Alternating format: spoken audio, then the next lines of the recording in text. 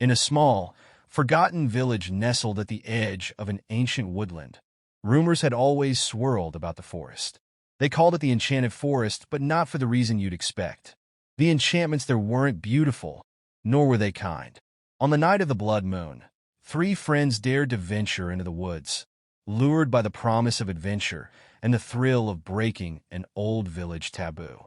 As they crossed the threshold, the trees seemed to breathe, the air thick with an eerie silence, save for the faint whispers that came from the shadows. The deeper they went, the stranger the forest became.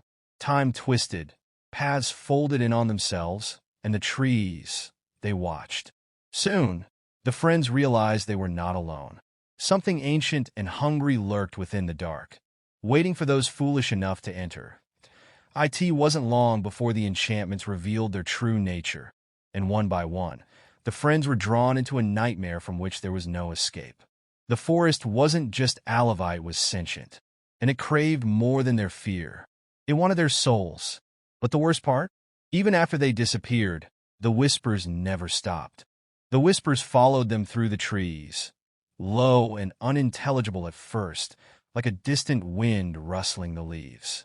But as the friends pushed deeper into the forest, those whispers grew louder, forming words that spoke their names. "Did you hear that?" Sarah asked, her voice shaking as she clutched her flashlight tighter. The beam flickered, casting jagged shadows across the gnarled trunks. Tom, the bravest of the group, laughed nervously, trying to shrug it off. "It's just the wind," he said, though his voice betrayed him. He glanced at Mark, who hadn't spoken since they entered the forest. Mark's face was pale, his eyes darting to every movement in the underbrush. "We need to keep going," Tom urged. "If we stop now, we'll never find the way out." They pressed on, but the path seemed to warp under their feet. The trees began to shift, subtly at first, then more violently, bending as if they were alive, their branches reaching down like skeletal fingers. The forest closed in around them, suffocating, oppressive. Sarah stopped abruptly. "Where are we? This isn't the way we came." Her voice was barely a whisper now, her breath quickening. Tom raised his flashlight, but the beam couldn't cut through the thickening darkness. It was as if the forest was swallowing the light. It's like the trees are moving," he muttered. His confidence was evaporating by the second. Mark finally spoke, his voice a low rasp. "I don't think we should have come here. There's something wrong with this place. We should turn back." But as he said it, the path behind them disappeared. Where once there had been a trail leading back to the village, there was now only a wall of blackened trees, their bark twisted and charred, their branches writhing like snakes. "Turn back?" A voice echoed through the forest, but it wasn't any of theirs. It was low, mocking, and it came from everywhere at once. "You're already home." Panic surged through them, and they bolted. Twisting, turning, they ran through the maze of trees, no longer sure which way was forward or back. The forest seemed to stretch on endlessly, no matter how fast they moved. But they weren't just lost, they were being hunted. Behind them, something was moving. It didn't walk.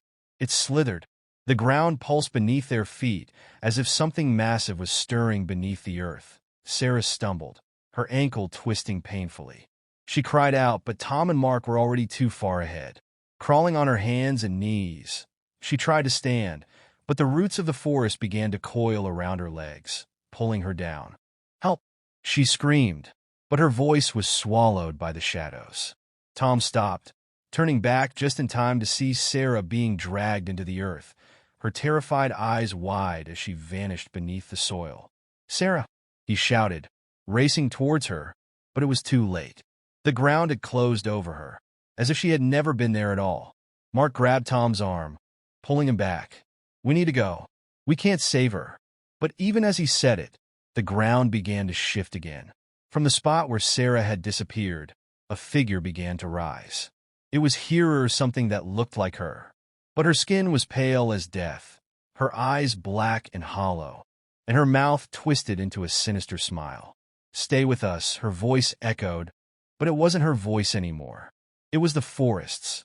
Tom and Mark turned and ran, their hearts pounding in their chests, knowing now that there was no escape. The forest didn't want them to leave. It had claimed Sarah, and soon it would claim them too. In the distance, the whispers rose into a chorus, filling the air with promises of darkness, of endless torment. The forest had woken and it was hungry.